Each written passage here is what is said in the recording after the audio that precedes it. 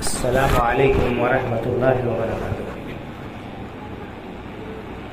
ان الحمد للہ نحمده ونستعینه ونستغفره ونؤمن به ونتوکل علیہ ونعوذ باللہ من شرور انفسنا ومن سیئات اعمالنا من يهده الله فلا مضل له ومن يضلل فلا هادي له وأشهد أن لا إله إلا الله وحده لا شريك له وأشهد أن محمدا عبده ورسوله يا أيها الذين آمنوا اتقوا الله حق تقاته ولا تموتن إلا وأنتم مسلمون يا أيها الناس اتقوا ربكم الذي خلقكم من نفس واحدة وخلق منها زوجها وبث منهما رجالا كثيرا ونساء فاتقوا الله الذي تساءلون به والأرحام إن الله كان عليكم رقيبا يا أيها الذين آمنوا اتقوا الله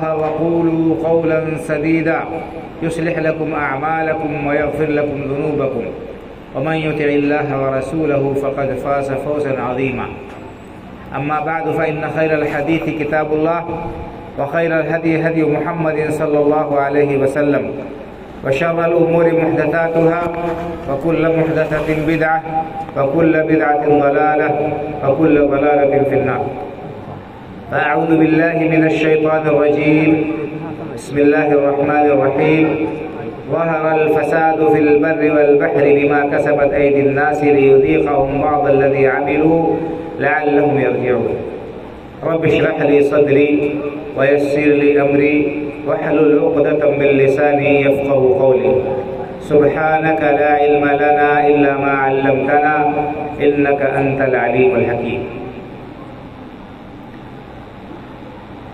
قابل صد احترام علماء کرام، بزرگوں، نوجوانوں اور خواتین اسلام، سب سے پہلے میں اللہ رب العالمین کی حمد و ثنا بیان کرتا ہوں کہ اس نے اپنے فضل و کرم سے ہمیں یہاں پر اکٹھا ہونے کی توفیق بخشی کہ ہم اس کے دین کی کچھ باتیں سنیں اور اپنی اصلاح کی فکر کریں۔ بعدہ بے شمار صلاۃ و سلام نازل ہو سید الاولین والآخرین، امام الانبیاء والمرسلین، شفیع المذنبین جناب محمد رسول اللہ صلی اللہ علیہ وسلم پر، آپ کی آل اولاد اور متبعین پر۔ محترم حضرات، آج کے اس جلسے کا جو عنوان رکھا گیا ہے وہ ہے معاشرے میں بڑھتا ہوا فساد، اسباب و علاج۔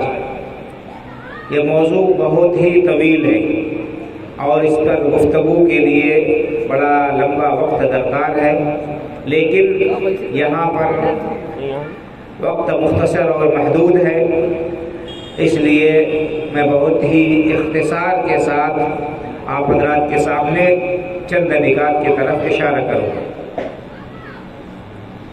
ہر صاحب عقل، ہر باشعور اور حساس شخص جس کے دل میں ایمان ہے، جس کو دین سے محبت اور لگاؤ ہے، وہ معاشرے کے اندر پھیلتے ہوئے بگاڑ اور فساد سے مضطرب اور پریشان ہے، اور ہر شخص کو اس بگاڑ کی وجہ سے، اس خرابی کی وجہ سے بے اطمینانی اور بے چینی محسوس ہوتی ہے، اور یقیناً ایسا ہونا بھی چاہیے۔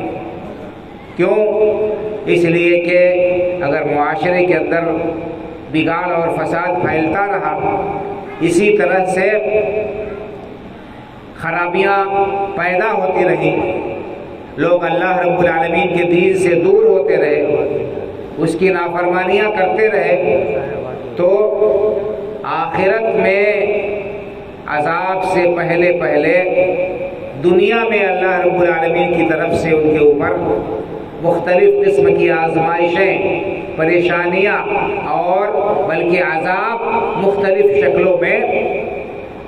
نازل ہوں گے۔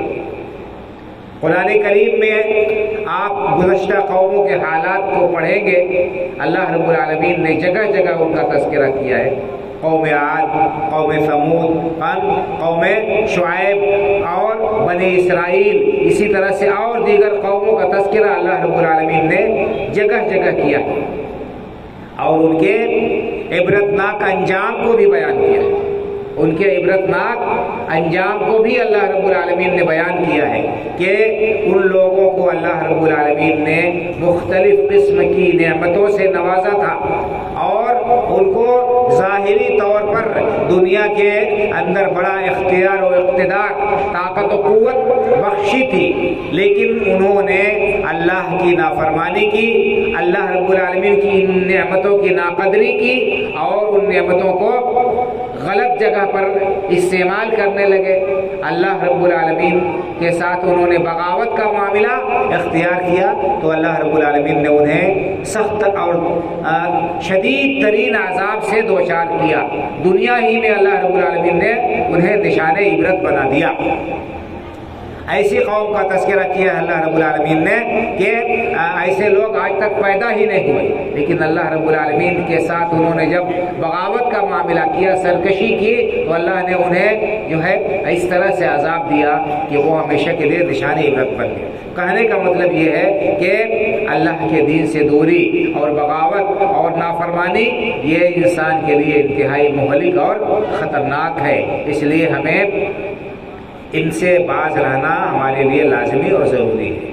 قرآن کریم میں اللہ رب العالمین نے بیان فرمایا ہے کہ میں نے آپ کے سامنے جو آیت کریمہ پڑھی ہے، اس میں اللہ رب العالمین نے یہی بات بیان فرمائی ہے، انسانوں کے ظلم و زیادتی کی وجہ سے، اللہ کی نافرمانی کی وجہ سے، بغاوت کی وجہ سے ہر جگہ بگاڑ اور خرابی رونما ہو جاتی ہے، برپا ہو جاتی ہے خشکی اور تری میں، اور اللہ رب العالمین جو ہے لوگوں کو جھنجھوڑتے ہیں، انہیں بیدار کرتے ہیں، انہیں اللہ رب العالمین متنبہ کرتے ہیں۔ اگر لوگ ہوشیار ہو گئے اور نصیحت حاصل کیا تو اللہ رب العالمین کا عذاب ان سے ٹل جاتا ہے، اور اگر ایسا نہیں ہوا تو پھر انسان کو اللہ کے عذاب سے کا انتظار کرنا چاہیے۔ اللہ رب العالمین نے فرمایا ظہر الفساد فی البر والبحر بما کسبت ایدی الناس لیذیقہم بعض الذی عملوا لعلہم یرجعون، کہ لوگوں کی بدعمالیوں کی وجہ سے، ان کی نافرمانیوں کی وجہ سے اور ان کے غلط اعمال کی وجہ سے، ان کے غلط رویوں کی وجہ سے خشکی اور تری ہر جگہ فساد اور بگاڑ برپا ہو گئے۔ نہ خشکی محفوظ ہے نہ تری محفوظ ہے، ہر جگہ فساد اور بگاڑ ہو گیا۔ یہ فساد اور بگاڑ کیسے ہے؟ مفسرین نے لکھا ہے کہ اس کی مختلف شکلیں۔ ایک تو فساد یہ ہے کہ لوگوں کی زندگی دوبھر ہے، لوگ ایک دوسرے کے اوپر ظلم کر رہے ہیں، ایک دوسرے کو ستا رہے ہیں، تکلیفیں دے رہے ہیں، اور اسی طرح سے جو ہے ظلم و زیادتی کے علاوہ اس کا اثر، اس بگاڑ کا فصلوں اور مویشیوں پر بھی پڑتا ہے۔ اس بگاڑ کا اثر مختلف زندگی کے گوشوں اور مختلف ناحیوں میں بھی پڑتا ہے۔ تو یہ ایک فساد ہے، فساد کی وجہ سے یعنی اس کی وجہ سے فصلیں تباہ ہوتی ہیں اور آسمانی اور زمینی مصیبتیں نازل ہوتی ہیں، اسی طرح سے لوگوں کا سکون اور اطمینان چلا جاتا ہے۔ سب سے بڑی چیز، سب سے بڑی دولت کیا ہے؟ انسان کو اگر قلبی سکون ہے، اس کی جان مال اور عزت و آبرو محفوظ ہے، تو سمجھ لیجئے کہ زندگی کا لطف ہے۔ اور اگر ہر قسم کی نعمت میسر ہے انسان کو، لیکن امن نہیں ہے، چین نہیں ہے، جان محفوظ نہیں، مال محفوظ نہیں، عزت و آبرو محفوظ نہیں، تو اس زندگی سے کوئی فائدہ نہیں۔ یہ زندگی انسان کے لیے اجیرن ہو جاتی ہے، تو اللہ کی نافرمانی کی وجہ سے یہ ساری چیزیں ہوتی ہیں، انسان کی زندگی اجیرن ہو رہی ہے۔ اللہ نے فرمایا کہ یہ چند جو لوگوں کو اللہ تعالیٰ مختلف قسم کی آزمائشوں میں ڈالتے ہیں، آسمانی اور زمینی، یہ کس لیے ہے؟ لیذیقہم بعض الذی عملوا، لوگوں کے بعض کرتوتوں اور ان کے کچھ گناہوں کی معمولی سی یہ سزا ہوتی ہے، لعلہم یرجعون، تاکہ لوگ ہوشیار ہو جائیں اور اللہ رب العالمین کی طرف لوٹ جائیں۔ اسی طرح سے اللہ رب العالمین نے قرآن کریم میں دوسری جگہ فرمایا کہ وما اصابکم من مصیبت فبما کسبت ایدیکم ویعفو عن کثیر، کہ تم کو جو بھی مصیبت لاحق ہوتی ہے اور جو تکلیف پہنچتی ہے تمہاری اپنی بدعمالیوں کا نتیجہ ہوتی ہے، تمہارے اپنے کرتوتوں کا نتیجہ ہوتی ہے وہ، اور اللہ تعالیٰ بہت سارے گناہوں کو ایسے ہی معاف کر دیتے ہیں۔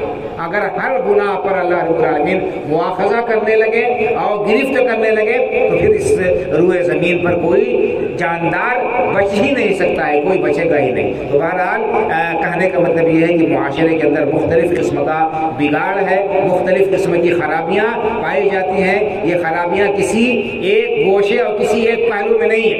عقیدے کے اندر ہمارے بگاڑ پیدا ہو چکا ہے، لوگ توحید کو بھول گئے ہیں۔ جس توحید کو برپا کرنے کے لیے، جس توحید کی دعوت دینے کے لیے اللہ رب العالمین نے تمام انبیاء کرام علیہ الصلوۃ والتسلیم کا سلسلہ جاری رکھا اور برابر لوگوں کو اللہ رب العالمین کی طرف دعوت دینے کے لیے، اسی کی عبادت کی طرف بلانے کے لیے انبیاء کرام علیہ الصلوۃ والتسلیم آتے رہے۔ اس توحید، اس عقیدے کے اندر بگاڑ آ گیا۔ آپ دیکھ لیجئے، یہ کوئی ڈھکی چھپی بات نہیں ہے۔ آپ جس شہر میں چلے جائیں، جس بستی میں چلے جائیں، وہاں پر اللہ رب العالمین کے گھر کے علاوہ غیر اللہ کے بھی گھر اور آستانے آپ کو ملیں گے، جہاں پر لوگ جا کر عبادت کے وہ سارے مراسم ادا کرتے ہیں جو صرف اور صرف اللہ رب العالمین کے لیے لائق اور زیبا ہیں، اور اللہ کے علاوہ کسی کے لیے وہ جائز نہیں۔ وہ عقیدے کے اندر بگاڑ آ چکا ہے، عبادات کے اندر بگاڑ آ چکا ہے۔ ہماری عبادتیں جو ہم کرتے ہیں ان میں بھی آپ دیکھیں گے تو معلوم ہوگا کہ وہ صحیح نہیں ہے، ان کے اندر بہت ساری خرابیاں آ گئی ہیں۔ سنت کے مطابق بہت سارے لوگ نماز بھی نہیں پڑھتے ہیں، ہم نماز پڑھنے کو پڑھتے ہیں، لیکن جو سنت کا طریقہ ہے، جس طرح اللہ کے رسول صلی اللہ علیہ وسلم نے بتایا ہے، اطمینان کے ساتھ، اعتدال کے ساتھ، اور اسی طرح سے جو دعائیں اور جو اذکار بتائے ہیں ان کے ساتھ جو ہے ہماری نمازیں بھی نہیں صحیح ہو پاتی ہیں۔ اسی طرح سے اور بھی دوسرے معاملات ہیں، ان معاملات میں دیکھیں گے ہمارے معاملات کے اندر، ہمارے عبادات کے اندر کافی بگاڑ آ چکا ہے۔ اسی طرح سے آپ دیکھیں گے ہمارے معاملات پٹری سے اترے ہوئے۔ ہم نے یہ سمجھ رکھا ہے، بہت سارے لوگوں نے یہ سمجھ رکھا ہے کہ اسلام صرف چند ظاہری عبادات اور رسوم کا نام ہے، بس 5 چیزیں صرف اسلام ہے اور اس کے بعد ہر انسان آزاد ہے۔ بھائیو بزرگوں، ایسا نہیں ہے۔ یہ 5 اسلام کے پلر اور بنیاد ہیں، کلمہ، نماز، روزہ، حج اور زکوٰۃ، یہ اسلام کے پلر اور بنیادیں ہیں، اور صرف بنیاد پر عمارت قائم نہیں ہوتی ہے۔ آپ یہ پلر اگر ہٹا دیں تو یہ چھت باقی نہیں رہے گی۔ تو اسلام کی جو عمارت ہے بہت سارے اس کے اندر اور بھی چیزیں ہیں، لیکن یہ 5 چیزیں بنیاد ہیں، ان کے بغیر اسلام کا محل، اسلام کی عمارت باقی نہیں رہ سکتی۔ کوئی یہ نہ سمجھے کہ یہی 5 چیزیں بس اسلام ہے اور مسجد کے باہر ہم آزاد ہیں۔ نہیں بھائی اور بزرگوں، مسجد میں جس طرح سے ہم پابند ہیں اور اللہ رب العالمین کے احکام اور اللہ کے رسول صلی اللہ علیہ وسلم کے بتائے ہوئے طریقے کے مطابق عبادت کریں گے تو قبول ہوگی۔ اسی طرح سے معاملات بھی ہمارے کتاب و سنت کے مطابق ہونے چاہیے، اور اسی طرح سے شادی بیاہ اور اسی طرح سے جو ہے موت، میت، جنازے وغیرہ کے جو مسائل ہیں یہ سب سنت کے مطابق ہونی چاہیے۔ لیکن ان تمام چیزوں میں ہم دیکھتے ہیں کہ بہت سارے غیر شرعی چیزیں داخل ہو گئی ہیں، اور اسی طرح سے اخلاق جس کی تکمیل کے لیے اللہ کے رسول صلی اللہ علیہ وسلم مبعوث کیے گئے تھے، اخلاق کے بارے میں تو آپ نہ پوچھیے مسلمانوں کے اخلاق کیسے ہیں۔ مجھے ایک واقعہ یاد آ رہا ہے، میں نے پڑھا تھا رامپور سے ایک پرچہ نکلتا تھا، ہوما، ابھی نکلتا ہے کہ نہیں، میں خدا نام کا ایک پرچہ نکلتا تھا، ماہنامہ، اس کے اندر میں نے ایک واقعہ پڑھا تھا، یعنی مسلمانوں کے سلسلے میں غیروں کے کیسے تاثرات ہیں کہ مسلمان معاملات میں کتنے گڑبڑ۔ اس میں انہوں نے ایک یورپ کے کسی ملک کا سچا واقعہ لکھا تھا۔ کہا کہ ایک آدمی جیسے ہندوستان کے اور بر صغیر کے لوگ جاتے ہیں باہر کمانے کے لیے، پردیس جاتے ہیں، ایک شخص گیا ہوا تھا وہاں پر یورپ کے کسی ملک میں کمانے کے لیے، اور اسے چھٹی پر اتفاق سے اپنے وطن آنا پڑا۔ تو بہت سارا پیسہ اس کے پاس میں تھا، اس نے اپنے ایک عیسائی دوست کو وہ پیسہ امانت کے طور پر رکھ دیا کہ میں کچھ پیسے اپنے وطن لے جا رہا ہوں، باقی جب میں آؤں گا تو میں تم سے لے لوں گا۔ یہ کم از کم 20 سال پہلے یہ واقعہ چھپا تھا۔ تو اس میں انہوں نے یہ لکھا ہے، جب یہ آدمی اپنے ملک سے واپس گیا اور اپنے اس عیسائی ساتھی سے پیسہ مانگا کہ بھائی میرا پیسہ، میری امانت لوٹا دو. اس آدمی نے انکار کر دیا. چونکہ دوستی تھی اور اعتماد کی بات تھی، اس نے کوئی لکھا پڑھی نہیں کی تھی. اس آدمی کی نیت پھسل گئی اور اس نے دینے سے انکار کر دیا. چونکہ کوئی گواہ نہیں تھا. یہ آدمی بہت پریشان ہوا. اس کے پڑوسیوں سے، دوستوں سے، ان سے کہا کہ بھائی اس نے میرا اتنا پیسہ دبا لیا ہے. لیکن کوئی گواہ نہ ہونے کی وجہ سے اس آدمی نے انکار کر دیا دینے سے. بہرحال کہا کہ میں پریشان ہو گیا، مایوس ہو گیا. آخر اس علاقے میں جو چرچ تھا عیسائیوں کا جو ہے گرجا، کہا میں وہاں کے پادری سے جا کر ملا اور میں نے کہا کہ ایسا معاملہ ہو گیا ہے کہ میرا پیسہ اس آدمی نے دبا لیا ہے اور مجھے دے نہیں رہا. اس نے کہا ٹھیک ہے تم بعد میں ملنا. اس کے بعد کہا کہ 1-2 دن ہوا کہ وہ آدمی آیا میرے پاس میں اور سارا پیسہ اس نے مجھے لوٹا دیا. مجھے تعجب ہوا کہ تم بن مانگے کیسے مجھے پیسہ دے رہے ہو؟ تم نے تو انکار کر دیا تھا، اب کیسے تم مجھے پیسہ میرا لوٹا رہے ہو؟ اس نے کہا کہ تم نے ہمارے پادری صاحب سے میری شکایت کی تھی، انہوں نے مجھے ایک جملہ کہا، وہ مجھے تیر کی طرح سے لگا اور میں اس کا یہ طنز اور اس کا یہ جملہ برداشت نہیں کر سکا. یعنی کیا؟ اس نے کہا، پادری نے مجھ سے کہا کہ تم کب سے مسلمان ہو گئے؟ یعنی بے وفا اور بے ایمان کہ تم کسی کا پیسہ ہڑپ رہے. کہا اس نے مجھ کو مسلمان کہہ دیا، مجھے شرم آ گئی. یعنی یہ ہم نے تصور بنا لیا ہے اپنا. حالانکہ مسلمان ایسا نہیں ہوتا ہے. سچا مسلمان کبھی بھی بے وفا اور بدعہد نہیں ہو سکتا. وہ کسی کا مال ناحق ہڑپ نہیں سکتا ہے. یہ ایک شبیہ بنا دی گئی ہے. اس کے ذہن میں یہی شبیہ بنا دی گئی تھی جس سے ہمارے ملک میں جو ہے اسلام اور مسلمانوں کی شبیہ بس کر کے پیش کی جاتی ہے اور جھوٹی تہمتیں ان کے اوپر لگائی جاتی ہیں. اسلام ان سے بری ہے. اسی طرح سے وہاں پر بھی یہ شبیہ بنا دی گئی تھی. تو مسلمانوں کی یہ شبیہ ہو گئی ہے. اس میں ہمارا بہت کچھ نہ کچھ عمل دخل ہے. معاملات میں صفائی ہونی چاہیے، وعدہ وفائی ہونی چاہیے. اسی طرح سے دوسرے جو ہمارے دین کی تعلیمات ہیں ان کا ہمیں پورا پاس و لحاظ رکھنا چاہیے. المہم کہنے کا مطلب یہ ہے کہ بگاڑ ہر طرف ہے. اور شاعر نے جیسے کہا ہے کہ تن ہما داغ شد کنبا کجا نہا. پورا جسم تو زخموں سے چور ہے، میں کہاں رکھوں، کہاں مرہم پٹی کروں. تو یہ چند چیزیں ہیں جو میں نے آپ کے سامنے رکھی. معاشرے کے اندر، ہمارے اندر عقیدے کے اندر خرابی بہت سے لوگوں کے اندر آ گئی ہے اور عبادات میں ہم سنت کے طریقے سے ہٹے ہوئے ہیں. معاملات میں اسی طرح سے اور اخلاق میں بھی ہم شریعت کا جو معاملہ ہے اس کو نظر انداز کر رہے ہیں اور اس کا خمیازہ ہم بھگت رہے ہیں. جیسا کہ اللہ نے کہا ہے کہ ان گناہوں کے نتیجے میں زندگی اجیرن ہو جائے گی اور ہمارے لیے طرح طرح کی مشکلیں کھڑی ہوں گی اور طرح طرح کے آزمائشوں میں ڈالے جائیں گے. اللہ رب العالمین کی طرف سے گرفت ہوگی اور عذاب بھی نازل ہو سکتا ہے. وقت بہت مختصر ہے اور میں چاہ رہا تھا کہ ایک حدیث آپ کو سنا دوں. اس میں اللہ کے رسول صلی اللہ علیہ وسلم نے صحابہ کرام رضی اللہ تعالیٰ عنہم اجمعین کو بعض گناہوں کی سزا بتائی ہے کہ بعض گناہ جو انسان دنیا میں کرتا ہے اس کی سزا دنیا ہی میں مل جاتی ہے. اس کا ترجمہ کر کے اور 2-4 باتیں کہہ کے میں اپنی بات ختم کر دوں گا. سنن ابن ماجہ کے اندر، اسی طرح سے معجم طبرانی کے اندر، مستدرک حاکم کے اندر ایک حدیث ہے. اس حدیث کے راوی حضرت عبداللہ ابن عمر رضی اللہ تعالیٰ عنہ کہتے ہیں کہ اللہ کے رسول صلی اللہ علیہ وسلم نے مہاجرین کو خطاب کر کے کہا. مہاجرین کون ہے آپ کو معلوم ہے؟ وہ سچے پکے مخلص مسلمان جنہوں نے محض اللہ رب العالمین کے لیے اپنے وطن کو، مکہ مکرمہ کو خیر باد کہا جہاں پر اللہ کا سب سے محبوب اور موقر گھر بیت اللہ واقع ہے اور جو اللہ رب العالمین کی سب سے پسندیدہ جگہ ہے. انہوں نے اپنے رشتوں ناتوں کو قربان کر دیا، اپنے مال و دولت سے دستبرداری اختیار کر لی، اس وطن سے ہجرت کر کے اور دور جا کر پردیس میں بس گئے تھے مدینہ منورہ میں. ان کو مہاجرین کہتے ہیں. اللہ کے رسول صلی اللہ علیہ وسلم نے مہاجرین کو خطاب کر کے کہا کہ یا معاشر المہاجرین خمس اذا ابتلیتم بہن واعوذ باللہ ان تدرکوہن. اے مہاجرین کی جماعت 5 بیماریاں اگر تمہارے اندر پائی جائیں گی تو ان کی سزا دنیا ہی میں اللہ رب العالمین کی طرف سے مل جائے گی۔ میں اللہ رب العالمین کی پناہ چاہتا ہوں کہ تم ان بیماریوں کا شکار ہو، ان بیماریوں میں تم مبتلا ہو۔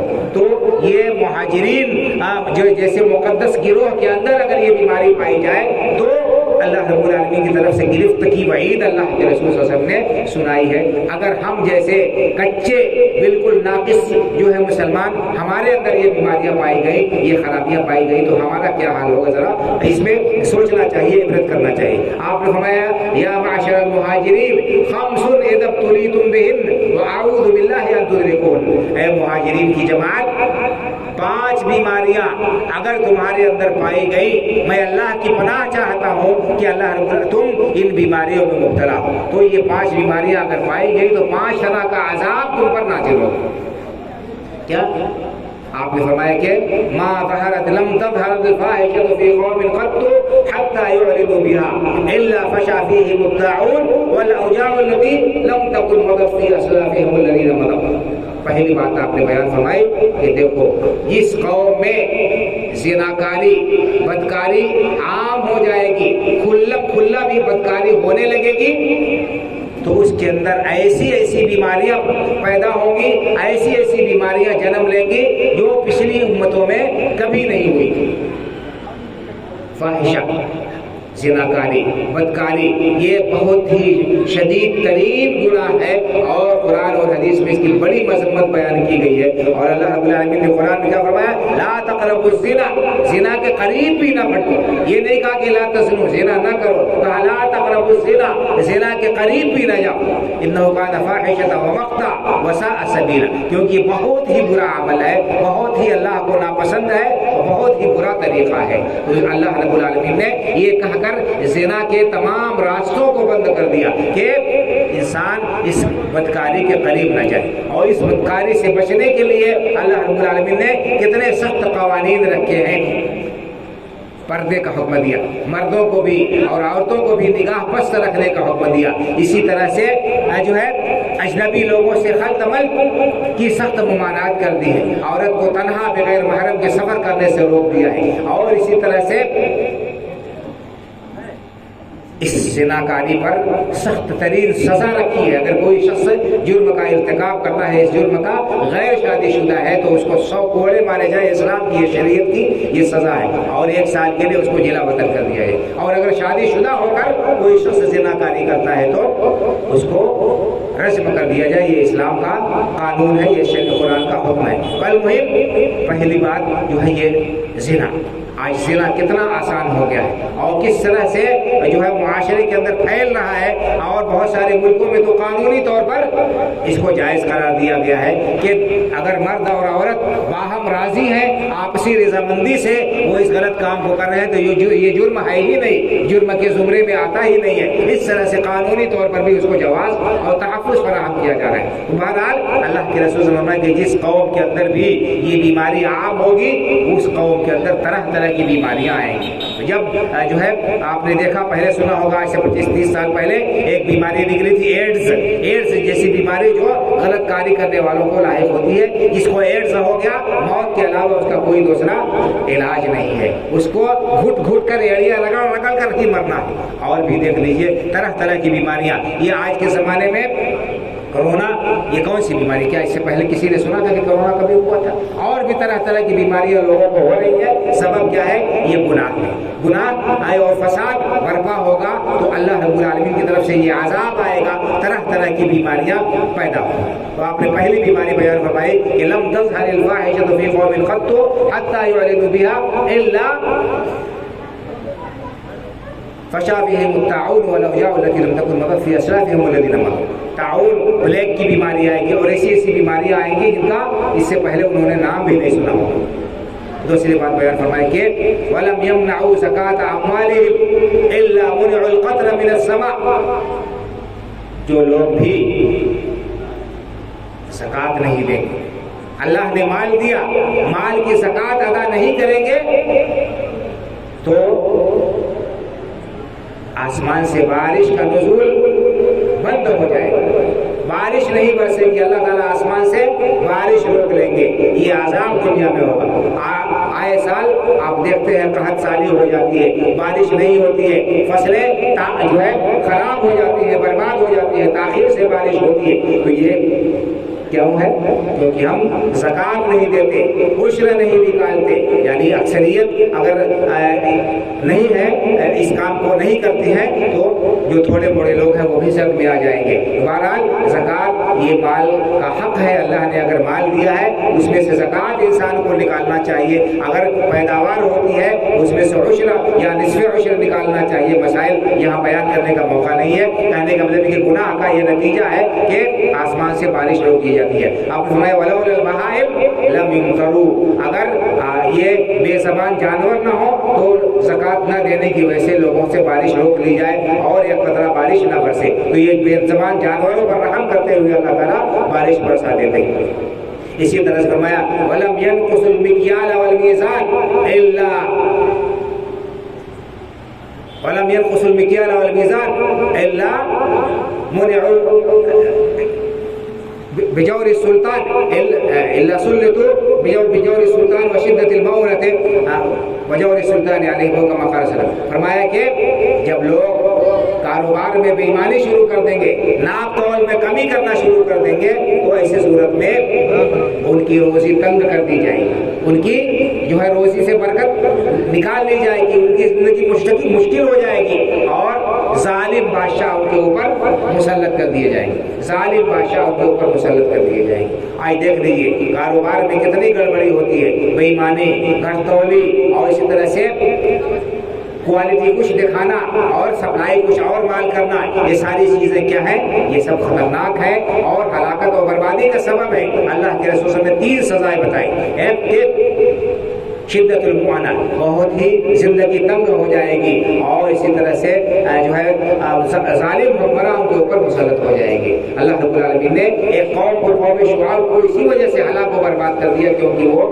گھٹتولی میں مبتلا تھے اور وہ لوگ ڈنڈی مارا کرتے تھے۔ اللہ رب العالمین نے فرمایا وَيْلٌ لِّلْمُطَفِّفِينَ الَّذِينَ إِذَا اكْتَالُوا عَلَى النَّاسِ يَسْتَوْفُونَ وَإِذَا كَالُوهُمْ أَوْ وَزَنُوهُمْ يُخْسِرُونَ أَلَا يَظُنُّ أُولَٰئِكَ أَنَّهُمْ مَبْعُوثُونَ لِيَوْمٍ عَظِيمٍ۔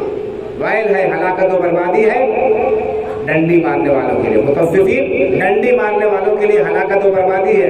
الذین یقتالون علی الناس یستوفون، جب لوگوں سے لیتے ہیں تو پورا پورا لیتے ہیں، وَإِذَا كَالُوهُمْ أَوْ وَزَنُوهُمْ يُخْسِرُونَ، لیکن جب دیتے ہیں تو ناپ کر یا تول کر دیتے ہیں تو اس میں ڈنڈی مار لیتے ہیں، کم تولتے ہیں، کم ناپتے ہیں۔ تو ایسے لوگوں کے لیے اللہ نے وائل اور ہلاکت و بربادی رکھی۔ کیا ہمارے معاملے کاروبار کے اندر یہ گڑبڑی نہیں پائی جاتی ہے؟ کیا یہ خرابی نہیں پائی جاتی ہے؟ یقیناً پائی جاتی ہے۔ تو اس کا نتیجہ بھی ہم بھگت رہے ہیں کہ انسان کماتا ہے، دن بھر محنت کرتا ہے اور لگتا ہے کہ پیسہ بھی بہت کما لیا لیکن کدھر چلا گیا پتہ نہیں، اور ضروریات انسان کی کمی ختم ہی نہیں ہوتی ہے، ہمیشہ کوئی نہ کوئی ضرورت منہ پھاڑے کھڑی رہتی ہے، انسان پریشان ہے، کما کما کر حیران ہو جاتا ہے۔ اسی طرح سے ظالم حکمراں مسلط کر دیے جائیں گے، یہ ہم اپنی آنکھوں سے دیکھ رہے ہیں لیکن ہمیں یہ احساس نہیں ہے کہ یہ ہمارے گناہوں کا نتیجہ ہو سکتا ہے۔ اسی طرح سے فرمایا کہ وَلَمْ يَنقُضُوا، چوتھی بات وَلَمْ يَنقُضُوا عَهْدَ اللَّهِ وَعَهْدَ رَسُولِهِ إِلَّا سَلَّطَ اللَّهُ عَلَيْهِمْ عَدُوًّا مِّنْ غَيْرِهِمْ فَأَخَذُوا بَعْدَ مَا فِي أَيْدِيهِمْ۔ جب لوگ اللہ اور اللہ کے رسول سے کیے ہوئے عہد کو توڑ دیں گے، اللہ اس کے رسول سے کیے ہوئے عہد کو توڑ دیں گے تو اللہ رب العالمین باہر سے دشمن ان کے اوپر مسلط کر دے گا اور وہ دشمن ان کے مال و اسباب کو چھین لے گا۔ اللہ اس کے رسول سے کیا عہد لیا ہے؟ ہم نے یہی عہد لیا ہے کہ ہم اللہ کے عبادت کرتے ہوئے، اللہ کے رسول صلی اللہ علیہ وسلم کی اطاعت کرتے ہوئے زندگی بسر کریں گے۔ اللہ رب العالمین نے ہم سے عہد لیا تھا کہ الستو بربکم، کیا میں تمہارا رب نہیں؟ ہم بھول گئے اللہ رب العالمین کی عبادت و بندگی کو، ہم نے فراموش کر دیا۔ ہم نے کلمہ تو پڑھا اللہ کا، اسے اللہ کے رسول صلی اللہ علیہ وسلم کا، لیکن ان کی اطاعت کا تو ہم نے اپنے گلے سے نکال دیا اور ہم شریعت کے حکم کو وہیں پر مانتے ہیں، اتنی ہی پر خوشی سے عمل کرتے ہیں جس میں ہمارا مفاد ہوتا ہے، اور جہاں ہمارے مفاد سے شریعت کا حکم اور مصلحت ٹکراتی ہے ہم دیکھتے ہیں کہ دائیں بائیں ہونے لگتے ہیں. بہت سے لوگ اس میں ہیلے حوالی کرتے ہیں, چنی چنا کرتے ہیں اور اپنی منمانی تعویل کرتے ہیں یا اپنے من مرضی کے موافق فتویٰ کو طلب کرتے ہیں. یہ بہت بڑی بات ہے, بہت خطرناک بات ہے. اللہ اور اللہ کے رسول سے کیا ہوا عہد ہم توڑیں گے تو اللہ رب العالمین ہم پر دشمن مسلط کر دے گا, جو ہم سے جو کچھ بھی ہمارے پاس میں ہے اس کا کچھ نہ کچھ چھین لیں گے, لے لیں گے. یہ ساری جو ہے بلائیں اور مصیبتیں ہم اپنی آنکھوں سے دیکھ رہے ہیں بھائیوں. پانچویں بات جو بتائی وہ حکمرانوں کے تعلق سے, وما لم تحکم ائمتهم بکتاب اللہ ویتخیروا بما انزل اللہ الا جعل اللہ بأسهم بینہم. اور اسی طرح سے مسلمانوں کے حکمراں جب اللہ رب العالمین کے کتاب کے مطابق فیصلہ نہیں کریں گے تو اللہ تعالیٰ ان کے درمیان اختلاف ڈال دے گا, آپس میں وہ ایک دوسرے سے ٹکرائیں گے. تو یہ سارے عذاب جو ہم دیکھ رہے ہیں, جن کا ہم شکار ہیں بھائیوں بزرگوں, ہمارے ان گناہوں کا نتیجہ ہے. تو ضرورت اس بات کی ہے کہ ہم میں سے جو شخص ان کمزوریوں میں سے کسی کمزوری میں مبتلا ہے وہ اس سے رک جائے, اس سے باز آ جائے, اللہ کی بارگاہ میں سچی توبہ کرے اور شریعت پر عمل کرنے کا عزم مصمم کرے. اسی میں ہمارے لیے دنیا میں خیر ہے, آخرت میں کامیابی ہے. اسی میں ہمارے لیے دنیا میں خیر ہے اور آخرت میں کامیابی ہے. تو یہ چند اسباب ہوئے جو میں نے آپ کے سامنے بیان کیے. شریعت سے دوری سب سے اہم و بنیادی سبب ہے جو ہمارے معاشرے کے اندر بگاڑ کا سبب ہے کہ ہم شریعت کے احکام کو ہم نے فراموش کر دیا ہے, اس کو بھلا بیٹھے ہیں اور اپنے خواہشات کو ہم نے داخل کر دیا ہے اور اپنے خواہشات اور اپنی پسند کو ہم جو ہے دوسروں پر مسلط کرنا چاہتے ہیں یا شریعت کو اس کا تابع بنانا چاہتے ہیں. اس کا علاج کیا ہے؟ یہ بگاڑ معاشرے کا کیسے خراب ہوگا, کیسے ختم ہوگا, کیسے دور ہوگا, یہ بیماری کیسے ختم ہو سکتی ہے؟ اس کے لیے بنیادی طور پر چند اسباب ہیں جن کی طرف میں اشارہ کرنا چاہتا ہوں. ایک تو یہ کہ ہم شریعت کا علم حاصل کریں, ہم شریعت کا علم حاصل کریں, کیا حرام ہے, کیا حلال ہے, کیا جائز ہے, کیا ناجائز ہے, اللہ رب العالمین کس بات سے راضی ہوتا ہے, کس بات سے اللہ ناراض ہوتا ہے, اس کو ہم جاننے کی کوشش کریں, علم حاصل کریں. علم اگر ہمارے پاس میں نہیں ہوگا تو ہم یقیناً غلط کاریوں کا شکار ہوں گے, غلطیوں کا شکار ہوں گے اور ہمیں اس کا احساس تک نہیں ہوگا. آج ہمارے عقیدے کے اندر بگاڑ کیوں ہے؟ اس لیے کہ ہمیں علم نہیں ہے کہ صحیح دین کیا ہے, صحیح عقیدہ کیا ہے, اور ہم کلمہ جو پڑھتے ہیں لا الہ الا اللہ محمد رسول اللہ, اس کا تقاضا کیا ہے, توحید کی کیا اہمیت ہے, شرک کی کیا خطرناکی ہے, یہ ساری چیزیں ہمیں پتہ نہیں ہے. اور حضرت عمر رضی اللہ تعالیٰ عنہ کا بھی یہ مقولہ ہے, کہتے ہیں کہ اسلام ٹکڑا ٹکڑا ہو جائے گا, پارا پارا ہو جائے گا جب ایسے لوگ پروان چڑھیں گے جو جاہلیت کو نہیں جائے نہیں گے, جو یہ نہیں جنہیں یہ نہیں پتہ چلا ہوگا کہ یہ شریعت کے خلاف کام ہے, یہ اللہ کی نافرمانی کا کام ہے. تو بہرحال ایک تو علم ہونا چاہیے ہمیں, اور علم حاصل کرنے کے لیے بہت سارے ذرائع ہیں, بہت سارے اس کے ذرائع ہیں اور اسباب ہیں. آج کے زمانے میں تو بہت ہی آسان ہو گیا ہے. دوسری بات, ایک ہمارے ذہن میں ایک غلط فہمی ہوتی ہے, اس غلط فہمی کا ازالہ کرنا میں چاہتا ہوں. علم حاصل کرنے کے لیے ہم سمجھتے ہیں کہ ایک مخصوص عمر ہے, جو نوعمر ہے, نوجوان ہے یا بچے ہیں وہی علم حاصل کر سکتے ہیں دین. ایسی بات نہیں ہے بھائیو. علم دین اتنا حاصل کرنا ہر شخص کے لیے فرض ہے جس کے بغیر اس کے جو ہے بنیادیں صحیح نہیں ہو سکتی. طہارت کا علم, نماز کا حکم علم, اسی طرح سے اور جو ہے عقیدہ, اس کا علم ہونا چاہیے.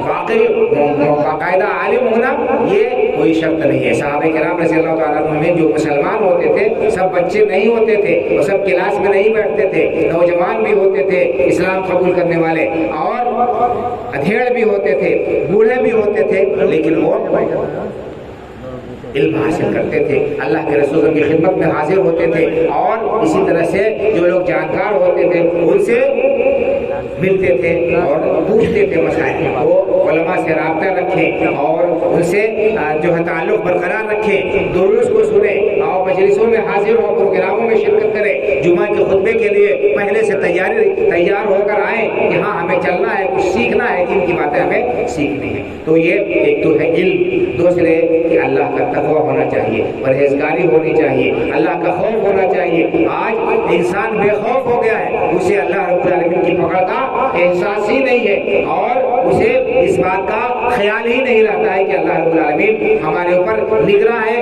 ہماری ہر حرکت اور ہر سکون نوٹ ہو رہا ہے، اللہ کی بارگاہ ہمیں حاضر ہونا ہے۔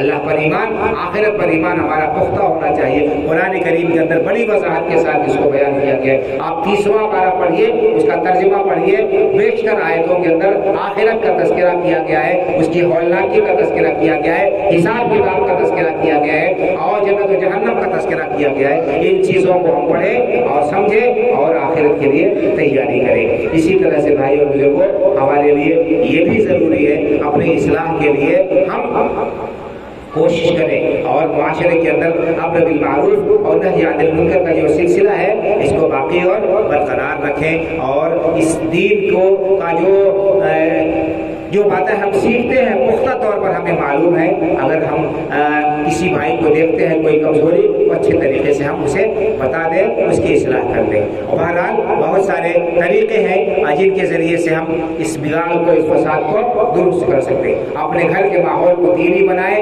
اور کتابیں اور کیسٹیں اور دوسری چیزیں جو ہے ہم گھر میں رکھیں، تھوڑا وقت ہم نکالیں بچوں کے ساتھ، ان کی صحیح تربیت کریں، اپنے بچوں کے اوپر نگاہ رکھیں اور ان کے اخلاق و کردار کو ہم سوالیں۔ جس طرح سے ہم اپنے بچوں کے لیے ظاہری چیزوں کا انتظام کرتے ہیں، ان کے لیے رہائش کا، کھانے کا، مناسب کپڑے کا اور دوسری ضروریات کا انتظام کرتے ہیں، ان کی دوا علاج کا انتظام کرتے ہیں اور دنیاوی تعلیم کا انتظام کرتے ہیں، دینی تعلیم کا بھی نظم کرنا اولاد کی ہماری بنیادی ذمہ داری ہے۔ اگر ہم اس سلسلے میں ہم نے کوتاہی کی، لاپرواہی کی اور اولاد کو اسی طرح سے چھوڑ دیا، حالات کے حوالے کر دیا، تو کل قیامت کے دن اللہ رب العالمین کے ہاں ہماری بازپرس ہوگی، حساب ہوگا، اس وقت ہمارا کوئی عذر کام نہیں آئے گا۔ اللہ کے رسول صلی اللہ علیہ وسلم نے بڑی وضاحت کے ساتھ بیان فرما دیا حدیث پاک میں کہ کلکم راع وکلکم مسئول عن رعیتہ، تم میں سے ہر شخص ذمہ دار ہے اور ہر شخص سے اس کی رعایا کے بارے میں پوچھا جائے گا، اللہ کیا حساب ہوگا، بازپرس ہوگا۔ فالامام راع وهو مسئول عن رعیتہ، جو حکمراں ہے، جو بادشاہ ہے، جو حاکم ہے، کسی بھی پہلو سے کسی بھی دائرے میں، وہ اپنے ماتحتوں کے بارے میں پوچھا جائے گا۔ والرجل راع فی اہل بیتہ وهو مسئول عن رعیتہ، ہر مرد، ہر شخص جو گھر کا دارجیت اور سرپرست ہے، وہ اپنے گھر والوں کا ذمہ دار ہے اور اس سے اس کی رعایا کے بارے میں پوچھا جائے گا۔ والمرأة راعیۃ فی بیت زوجها وولدها، اور یہ مسئولۃ عنہ، اور ہر عورت اپنے شوہر کے گھر کی اور اس کے جو ہے اولاد کی ذمہ دار ہے، اور اس سے اللہ رب العالمین کے ہاں بازپرس ہوگی، حساب کتاب ہوگا کہ اس نے اپنے شوہر کے گھر کو ڈھنگ سے رکھا، اس کی عزت و آبرو کی حفاظت کی، اس کے جو ہے کمائی کی، اس کی مال کی حفاظت کی، اس کے بچوں کی اچھی طرح سے دیکھ ریکھ اور نگہداشت اور پرورش کی کہ نہیں کی، اس سے اس کے بارے میں پوچھا جائے گا۔ تو ہر شخص ذمہ دار ہے، اپنے اپنے دائرے میں اپنی ذمہ داری کا احساس کرے